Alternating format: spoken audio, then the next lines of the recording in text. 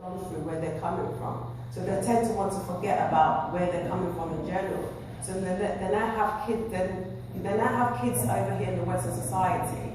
But as the kids are growing up, you don't show your country in a good light.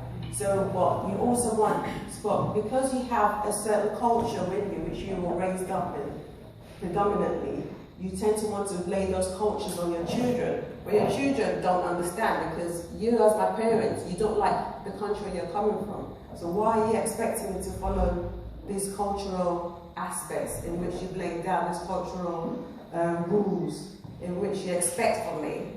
I want to be able to go out, I want to be able to do sleepovers, and all these kind of things we do in the Western society, which as African parents they're frowned upon.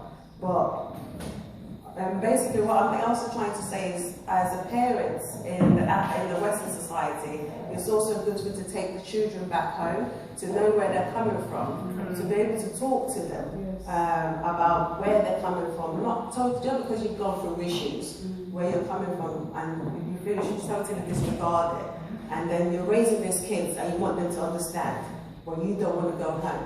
So the aspect is, because basically for me, I was sent back to Nigeria for 5 years into boarding school. At first I hated my mother for doing that, but eventually after 3 years I realised why she sent me back home.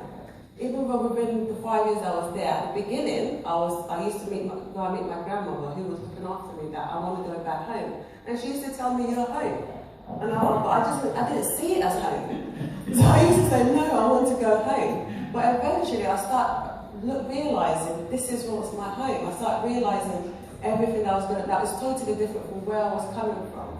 And I started to understand the reason why my parents sent me back home. And to be honest, if they didn't send me back home, I don't think I would be the woman I am today, which I'm very grateful for them to be honest. So basically, Acceptance is basically a family drama. It's a 3-part book. I've brought 2 books out, which is Acceptance and Acceptance into the Darkness, which is these 2 books. Part 3 is coming out next year. And it's basically, the main point I want to get people to connect with is the mother-daughter relationship, which is very important, because sometimes we don't see our mothers as a woman like ourselves. We don't see our mothers as women that have gone through struggles, that have gone through heartache.